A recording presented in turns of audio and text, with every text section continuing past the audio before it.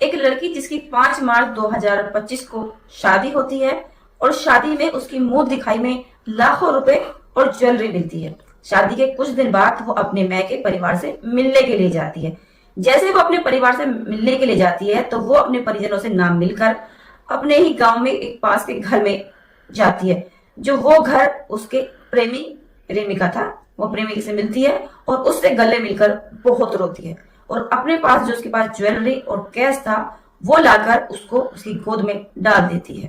मुंह दिखाई में मिले सारे पैसे और ज्वेलरी अपने प्रेमी की गोद में डालकर कहती है कि मैंने अपना काम कर दिया है, अब तुम अपना काम कर दो। असल में वो जो लड़की थी जिसकी 5 मार्च को शादी हुई थी वो अपने प्रेमी से अपने पति की हत्या करवानी चाहती थी, इसीलिए उसने अपनी मुंह दिखाई में मिले पैसे गहने अपने प्रेमी को दे दिए, जिसकी शादी को सिर्फ 6 ही दिन हुए थे। प्रेमी को मुंह दिखाई के पैसे देने के बाद करीब शादी से 15 दिन बाद उसके पति की हत्या हो जाती है। असल में प्रगति अपने पति की हत्या इसलिए कराई थी ताकि वो करोड़पति बन सके और अपने प्रेमी से शादी कर सकते। जैसे कुछ दिन पहले मेरठ की मुस्कान रस्तोगी ने अपने प्रेमी शाहिद शुक्ला के साथ मिलकर अपने पति सौरभ राजपूत की हत्या कराई थी। ये हत्या पूरे देश भर में चर्चा का विषय रही। इस हत्याकांड ने पूरे देश को हिलाकर रख दिया। अब कुछ ही दिन बाद ये केस सुनने में आया जिसमें उत्तर प्रदेश के औरैया की रहने वाली प्रगति ने अपने पति की हत्या कर दी। शादी को सिर्फ 15 ही दिन हुए थे। शादी के 15 दिन बाद एक पत्नी ने अपने प्रेमी के साथ मिलकर अपने पति की हत्या करा दी। अब इन दोनों केसों को एक साथ जोड़ा जा रहा है। आदाब, नमस्ते, सत श्री अकाल। मैं हूँ रिजवाना सैफी। आज की सच्ची स्टोरी में आपका स्वागत है।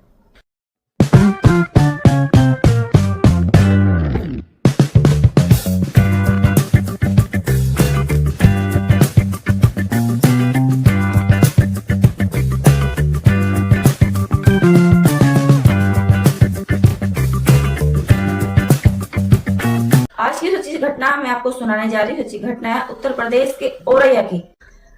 औरैया जिले में एक थाना है बेला के पास एक ढाबा होता है जिसके पास एक ड्राइवर अपनी हाइड्रा मशीन लेकर उस ढाबे पर खड़ा हुआ था।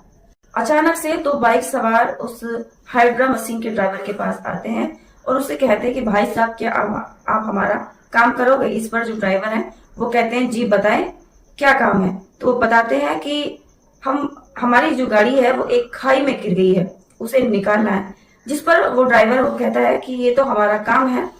जब हाइड्रा मशीन के ड्राइवर से वो कहते हैं तो वो कहते हैं ठीक है। तो वो अपने हाइड्रा मशीन को स्टार्ट कर चलते हैं। इतने में वो दोनों कहते हैं कि भाई साहब आप इसे मत ले जाइए, पहले आप उस जगह देख लीजिए जहां पर हमारी गाड़ी गिरी है, क्या आप उसे निकाल पाएंगे, हाइड्रा मशीन से निकाल पाएंगे या किसी और से वो निकल पाएगी। इतने में ही जो ड्राइवर है वो कहते हैं वो मन ही मन में सोचते हैं कि बहुत अच्छे व्यक्ति हैं जो पहले से ही कह रहे हैं कि मशीन को मत ले जाइए, पहले लोकेशन देख लीजिए। वो उनके साथ बाइक पर बैठकर करीब 7 किलोमीटर चल देता है जहां पर एक जगह होती है पलिया के पास में ही एक नहर होती है। इस नहर का नाम पटना होता है। तो इसी नहर की खाई में अपनी कार को गिरी हुई बताते हैं। इस नहर का इलाका शहर थाना क्षेत्र है। तीनों लोग बाइक से उतरते हैं। जो ड्राइवर है वो आगे चलता है जहां पे उसे लोकेशन बताई थी और वो दोनों लोग पीछे पीछे चलते हैं। एक खेत से वो होकर गुजरते हैं ताकि वो उस नहर तक पहुंच सके जहां पर खाई में वो गाड़ी गिरी है। लेकिन फिर अचानक से हाइड्रा मशीन को चलाने वाले ड्राइवर की कनपट्टी पर एक गोली लग जाती। ये गोली उसके साथ चलने वाले बाइक सवार ने ही मारी थी। गोली लगने के बाद जैसे ही उसको गोली लगती है और वो नीचे गिर जाता है तो जिन्होंने वो गोली मारी थी दोनों लोगों ने वो सोचते हैं कि इसको गोली लगी है, अब ये मर गया है। वो उसको चेक नहीं करते कि वो मरा है या नहीं मरा, उसको वहीं छोड़कर वो वहां से चले जाते हैं। वो दर्द से चीख रहा था, दर्द से चिल्ला रहा था और अपनी जिंदगी को बचाने के लिए कोशिश कर रहा था। रास्ते से कुछ लोग राहगीर गुजर रहे थे, लेकिन जब उन्होंने वहां पर चीखने चिल्लाने की आवाज सुनी तो वहां पर जाकर वो देखते हैं जहां पर एक लड़का जिसको सर में गोली लगी हुई है, खून से वो लथपथ है, वहां पर वो गिरा हुआ है। लेकिन जैसे ही वो लोग उसको देखते हैं कि वो लड़का दर्द से चिल्ला रहा है, उसको खून से लथपथ है, वो तो जोर जोर से चिल्लाने लगते हैं। तो चिल्लाने की आवाज सुनकर गांव के लोग वहां पर पहुंच जाते हैं और उसकी सूचना पुलिस को देते हैं। पास के ही थाने की पुलिस वहां पहुंच जाती है और उसको घायल को, जो बुरी तरह से घायल है और जो खून से लथपथ है, उसको एक अस्पताल में भर्ती कराया जाता है। अस्पताल का नाम विधुना, जो कि गवर्नमेंट का CSC अस्पताल था। वहां पर उसको भर्ती करा देते और उसकी उम्र लगभग 24 साल थी। पुलिस वाले उसे भर्ती कराने के बाद वहां से हटे थे कि अचानक से उस घायल लड़के के फोन पर एक फोन आता है, जिसे पुलिस वाले उसकी जेब से निकालकर उस फोन को रिसीव करते हैं। पुलिस वाला पूछता है कि आप कौन बोल रहे हैं, तो उधर से जवाब आता है कि मैं इनका बड़ा भाई बोल रहा हूँ जिनका ये फोन है, आप कौन बोल रहे हैं। जिस पर पुलिस उनको जवाब देती है कि हम पुलिस हैं और ये जो व्यक्ति है ये गंभीर रूप से घायल है और इस अस्पताल में उसको भर्ती कराया गया, जिससे उसका भाई डर जाता है। और ये फोन कॉल उसके बड़े भाई संदीप यादव की थी, जो कि उत्तर प्रदेश के मैनपुरी थाना भोग गांव के पास एक गांव लगता है नगला दीपा, ये वहां के रहने वाले थे। पुलिस जैसे ही इनके भाई की हालत के बारे में इन्हें बताती है, ये बात सुनकर परिवार वाले परेशान हो जाते हैं और परिवार वाले वहां पर जहां पर उनका भाई भर्ती था परिजनों के साथ वहां पर पहुंच जाते हैं। वो अपने भाई से मिलने के बाद रोते हैं और पुलिस वालों से बताते हैं। कन्नौज में एक जगह है उमरदा, उसी के पास एक सहारनगर में एक पुल का निर्माण हो रहा था, जिसका प्रोजेक्ट इनको मिला था। उसी के काम के लिए इनका भाई गया हुआ था। 20 मार्च 2025 को वो अपने प्रोजेक्ट के काम करने के बाद वो अपने भाई को फोन करता है। 2 बजे की बात थी। वो अपने भाई से बताता है कि रास्ते में एक ढाबा है, इस ढाबे पर मैं खाना खा रहा हूँ। खाना खाने के बाद यहाँ पर 2 बाइक सवार आए हुए हैं, जो कह रहे हैं उनकी जो कार है वो खाई में गिर गई है, उसको निकालने के बाद वो वापस घर आएगा। भाई उसको बोल देता है ठीक है, काम मिला है, अच्छी बात है, तुम काम करके घर वापस आ जाना।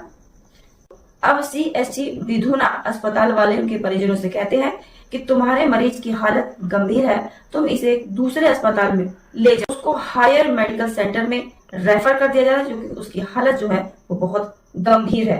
वो सीधा उसको सैफई लेकर जाते हैं। उसके बाद वहां पर वो पहुंचते हैं। उसके बाद उसकी हालत थी वहां भी गंभीर थी, जिसके लिए वो वहां से ग्वालियर उसको रेफर कर देते हैं।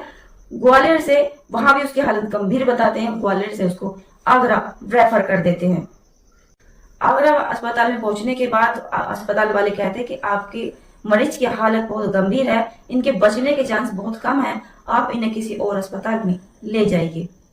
इसके बाद वो अपने मरीज को चीचो मेडिकल अस्पताल में भर्ती करा देते हैं। एक तरफ उसका इलाज चल रहा था, दूसरी तरफ पुलिस इस मामले की जांच पड़ताल में लग जाती है। आखिरकार 3 दिन तक जिंदगी की जंग लड़ने के बाद वो अपनी जिंदगी से हार जाता है और 3 दिन बाद उसकी मौत हो जाती है। 21 मार्च 2025 को उस लड़के की मौत हो जाती है, जिसका नाम दिलीप यादव होता है और जिसकी उम्र लगभग 24 साल होती है। ये बात सुनकर उसके परिवार वाले परेशान हो जाते हैं, रो रो कर बुरा हाल उनका हो जाता है। सबका पोस्टमार्टम किया जाता है। पोस्टमार्टम की जो रिपोर्ट आती है उसमें एक अलग ही खुलासा होता है। उसमें पोस्टमार्टम की रिपोर्ट में आता है कि बहुत ही नजदीक से उसको गोली मारी गई है। मौत से पहले तरह तरह के अंदाजे लगाए जा रहे थे कि कोई एक्सीडेंट हो सकता है या फिर कोई घटना ऐसी हुई है जिसकी वजह से उसकी मौत हुई है। लेकिन रिपोर्ट में आया कि उसको गोली मारी थी, लेकिन सवाल ये था कि गोली किसने मारी और गोली क्यों मारी। अब इन सवालों का जवाब ढूंढने के लिए पुलिस लग जाती है। पुलिस अपनी कार्रवाई में लग जाती है और वहां के करीब 7 किलोमीटर के दायरे में वो सभी CCTV फुटेज खंगालते हैं, ताकि वो पता लगा सके कि इस घटना के पीछे कौन है। लेकिन CCTV फुटेज में 2 बाइक सवार दिलीप से बात कर रहे होते हैं और बाद में वो दिलीप को अपनी बाइक पर बिठाकर ले गए होते हैं। जब पुलिस उन 2 बाइक सवारों की जांच पड़ताल करती है तो उसमें एक जो बाइक सवार था उसका नाम होता है, बाइक सवार का नाम होता है रामजी नागर उर्फ चौधरी, जिस पर 10 से ज्यादा मुकदमे चल रहे थे और वो हाल ही में जेल से छूटकर आया था। पुलिस अब रामजी नागर को गिरफ्तार कर लेती है और थाने में लाकर उससे सख्ताई से पूछताछ करती है, जिससे पुलिस उससे पूछताछ कर रही है कि तुम इसके पास क्या कर रहे थे, क्या काम था और तुमने इस पर गोली क्यों मारी है, क्या तुम्हारी इससे दुश्मनी थी।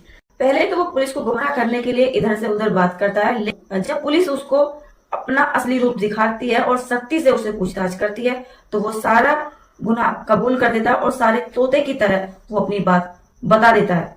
वो पुलिस को बताता है कि साहब इसमें मेरा कोई कसूर नहीं है, मेरा एक दोस्त है जिसका नाम है अनुराग यादव उर्फ मनोज यादव, जो कि गांव सिंहपुर का रहने वाला है। उसका थाना फफूंद लगता है, जिला उसका भी औरैया है। अब पुलिस उसकी तलाश में जुट जाती है और अनुराग यादव को गिरफ्तार कर लेती है। उससे भी सख्ती से के साथ पूछताछ करती है। तो थोड़ी ही देर बाद वो भी गिनती गिनना शुरू कर देता है। वो पुलिस को बताता है कि उसी के गांव की एक लड़की है जिसका नाम है प्रगति यादव।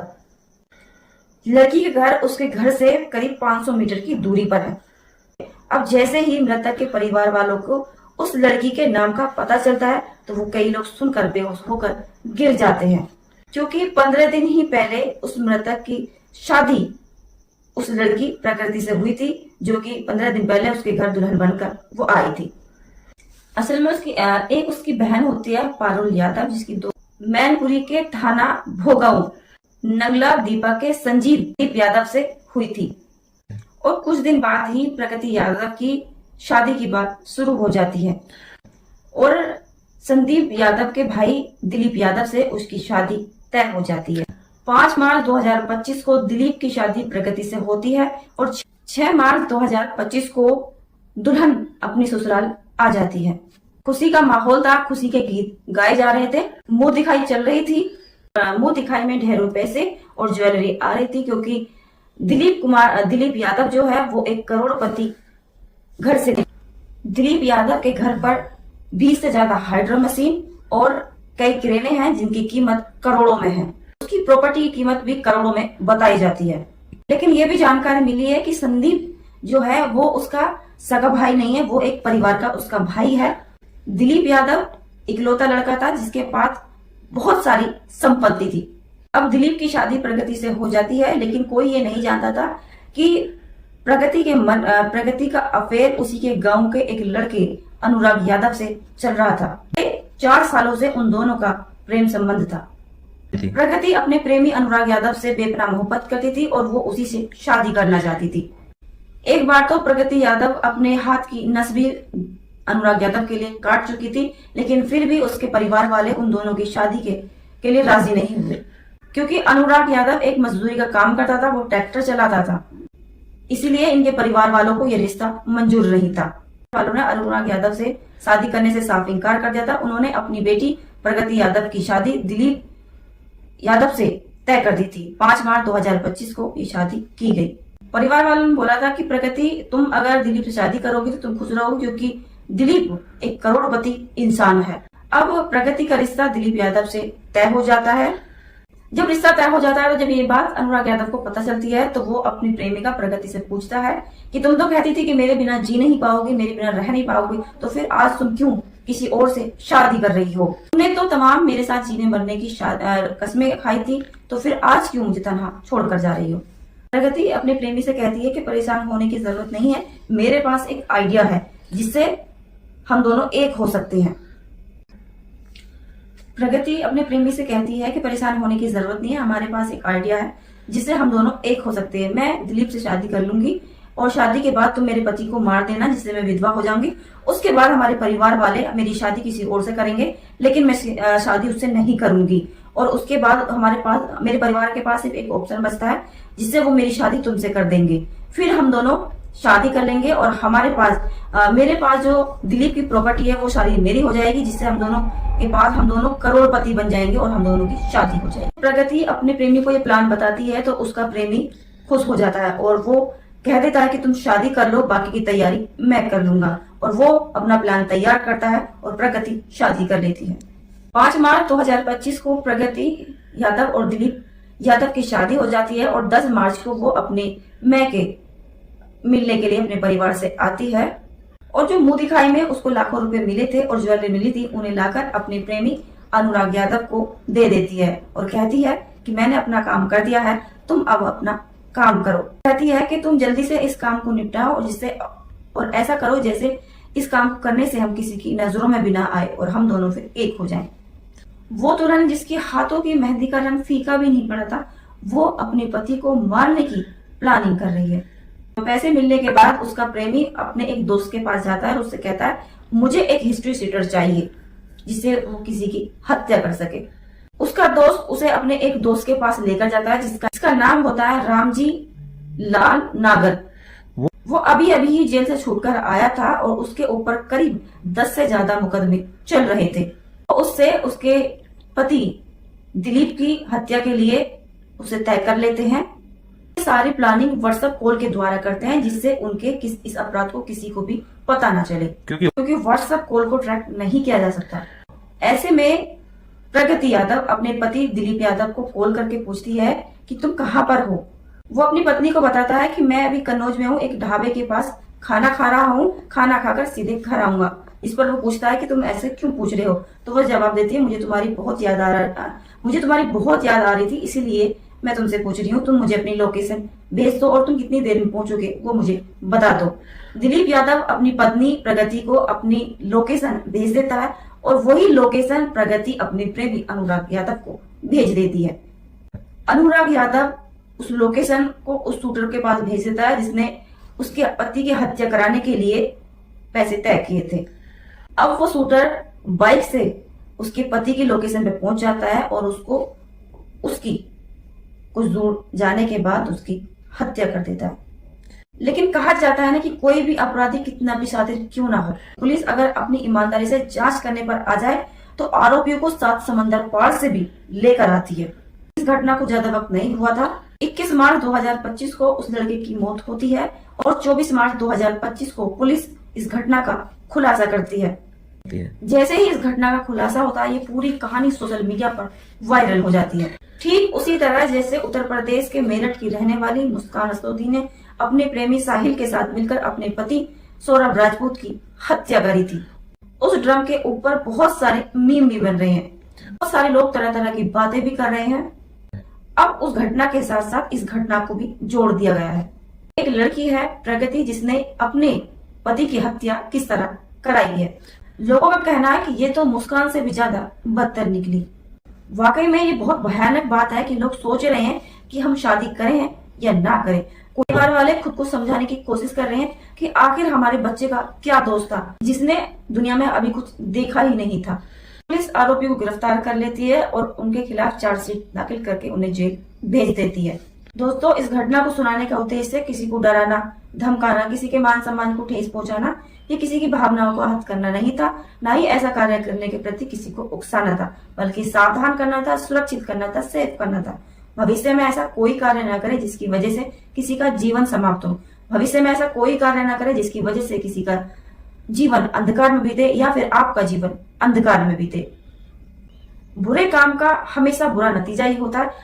अगर आपको इस तरह की कहानी सुनने का शौक है तो आप हमारे चैनल को सब्सक्राइब करें और वीडियो को ज्यादा से ज्यादा शेयर करें जिससे लोगों में जागरूकता फैल सके। मिलते हैं फिर एक नई सच्ची घटना के साथ। तब तक के लिए धन्यवाद।